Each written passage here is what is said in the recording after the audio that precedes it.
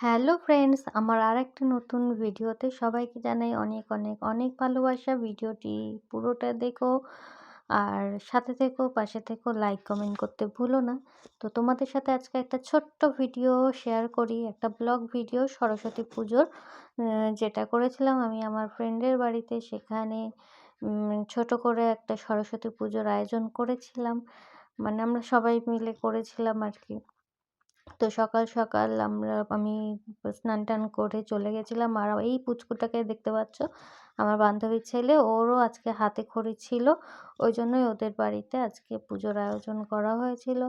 তো পুজোর আয়োজন করছিল আর দেখতেই পাচ্ছ আমিও বসে পড়েছিলাম পুজোতে। আর এই দেখো পুচকুটা কিন্তু এবিসিডি লিখছিল, বা ও কিন্তু বেশ টরটর করে আবার বলছিল। সেটা আমি ভয়েসটা দিতে পারলাম না, কারণ পাশে গান চলছিল। গানটা চলে আসছিল, ওইজন্য দিতে পারলাম না। আর খুব সুন্দর করে ও হাতেখড়ি দিয়েছে।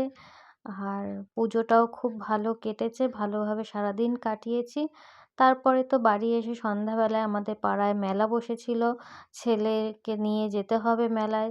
বাচ্চা মানুষ, যতই কষ্ট হোক আমাকে তো ওকে নিয়ে যেতেই হবে। তো এই যে মেলায় এসেছিলাম। মেলায় এসে ওর মতো চড়ার মতো কিছু ছিল না, এই একটাই রাইড এসেছিল। তো ও এখন আর কি চড়বে। আর এই যে বন্দুক ফাটিয়ে নিয়েছিল, যে এটা কিন্তু আমারও ছোটোবেলায় খুব শখ ছিল, এই বন্দুক ফাটানোর, এটা বেলুন ফাটানোর আমার খুব ছোটোবেলায় শখ। সেইটা আমার ছেলেরও আছে। ও পারুক চাই না পারুক, ও কিন্তু এটা ফাটায়। তো এই করেই সারাদিন কাটলো পুজো। আচ্ছা, তারপরে রাত্রিবেলায় মেলায় এই ঘুরে এসে তারপরে পরের দিন থেকে তো আবার, না, আমরা পুজো করেছিলাম হচ্ছে রবিবারে।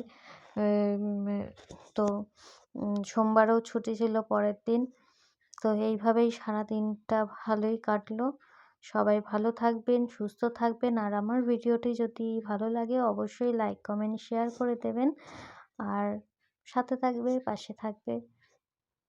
এই দেখো পুচকুটাও বন্দুক ফাটাচ্ছিল। এইগুলোই তো মজা বলুন। বড় হয়ে গেলে, আমরাও যখন ছোট ছিলাম আমাদের ওই সরস্বতী পুজো নিয়ে কত কিছু প্ল্যান থাকতো, এই করব সেই করব।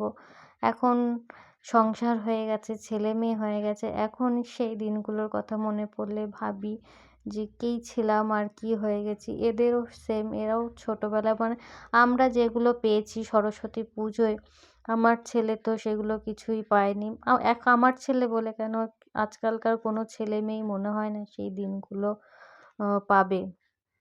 সরস্বতী পুজোর আগের থেকে আমাদের স্কুলে পরিষ্কার করা, স্কুলে একটা পুজো হবে, ঘুরতে যাব, কী পরবো, কী শাড়ি, সেগুলো তো এখনকার ছেলেমেয়েদের মধ্যে নেই। চলো টাটা।